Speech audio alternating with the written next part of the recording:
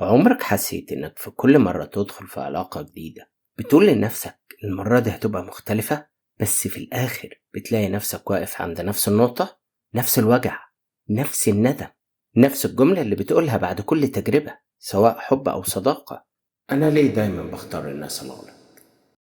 يمكن تكون فاكر إنك اتعلمت الدرس، بس الحقيقة أنت اتعلمت الوجع مش الدرس. في الفيديو ده هنفهم سوا ليه بنختار الناس الغلط، وليه كل مرة بنرجع نكرر نفس الوجع. لو الكلام لمسك اضغط لايك وكمل الفيديو للآخر، لأنه ممكن يكون نقطة تحول في حياتك.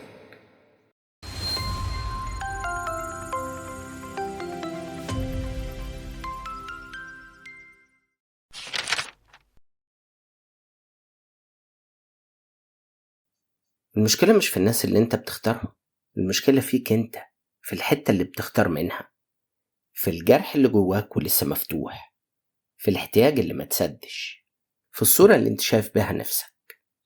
احنا بنختار على قد الوعي اللي عندنا، مش على قد نيتنا. يعني ممكن تكون نيتك صافية بس وعيك مش شغال كويس، فبتنجذب لنفس النوع من الناس اللي بيكمل الدايرة اللي انت لسه ما كسرتهاش.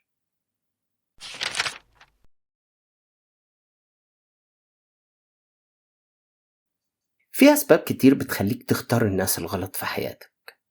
احنا دلوقتي هنقول أهم الأسباب دي، وأول وأهم سبب فيهم هو الاحتياج العاطفي اللي مش قادر تسدده.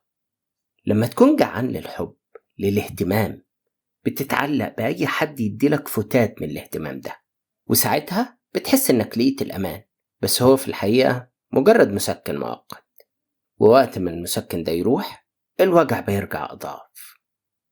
كمان الاحتياج العاطفي مش هو السبب الوحيد، ده في أسباب تانية مهمة زي الراحة في الألم القديم.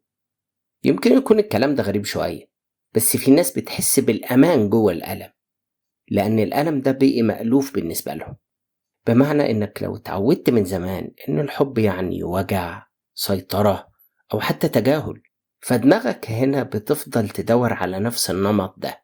ولأن المجهول بالنسبة لك مرعب، وساعات بيكون أخطر من الألم اللي انت عارفه ومتعود عليه، فبتضطر تختار الحاجة اللي انت عارفها، صورة الحب اللي انت فاهمها من زمان، سواء كانت وجع ولا سيطرة ولا تجاهل حتى.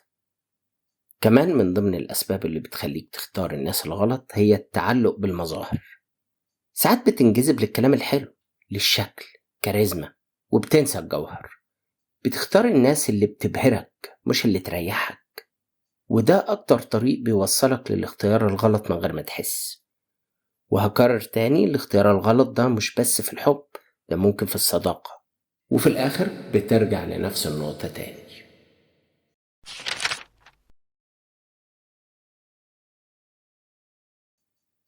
هل لاحظت إنك بتختار نفس النوع من الناس كل مرة بس بيكون في شكل جديد؟ يعني مرة بيكون اسمه مختلف بس بيبقى نفس الطباع والتصرف، كمان ممكن يبقى طريقته مختلفة بس النهاية بتبقى واحدة. وده لأنك بتتعامل مع نسخة جديدة من الجرح القديم. وعايز أقولك إن كل تجربة فاشلة مش لعنة، دي رسالة. ومحتوى الرسالة ده إن في حاجات جواك محتاجة شفاء قبل ما تروح تختار تاني. قبل ما تختار تاني لازم تتعافى.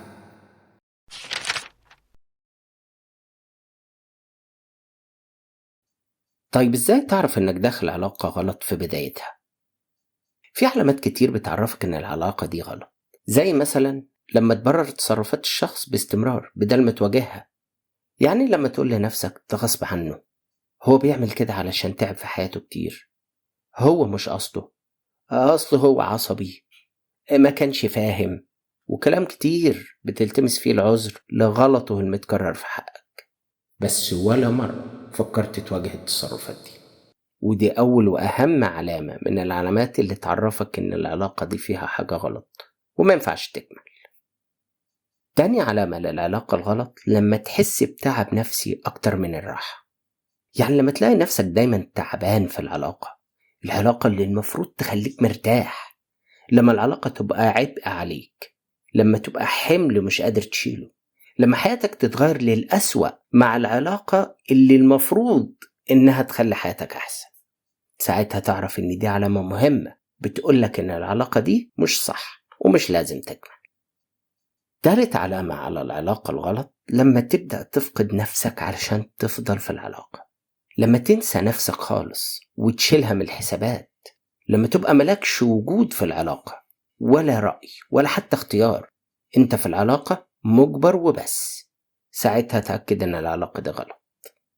لو واحدة من العلامات اللي احنا قلناها دي موجودة في حياتك، يبقى العلاقة اللي انت دخلت فيها دي مش علاقة حقيقية، هي تعلق وبس، سواء صداقة ولا حب ولا أيا كانت.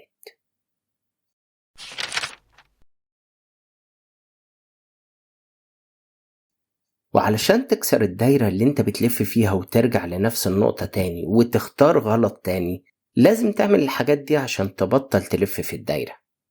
أول حاجة لازم تعترف بالمشكلة، ودي أول مرحلة أو أول خطوة لازم تعملها. مفيش عيب ان انت تقول أنا دايما بختار غلط. الاعتراف أول خطوة للشفاء. بعد ما تعترف بالمشكلة وان انت اخترت غلط، لازم تعرف احتياجك الحقيقي، ودي تاني خطوة. وزي ما كنا بنقول دايما القاعدة المهمة بتاعتنا، المعرفة نص الحل.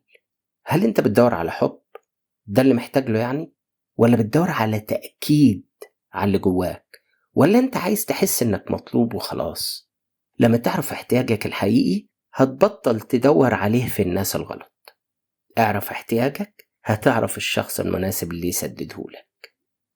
تالت خطوة تعملها علشان تبطل تختار غلط، حط حدود. الحدود مش معناها قسوة ولا كراهية.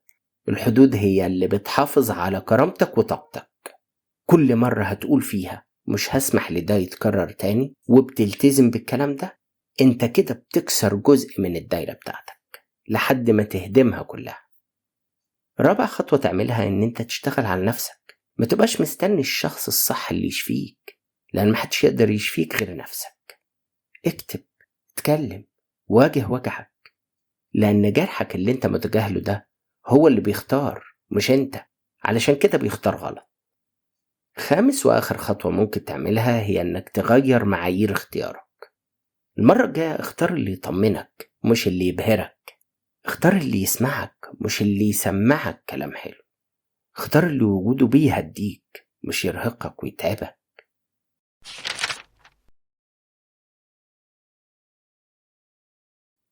مش كل الاختيارات الغلط في حياتك هتدمرك.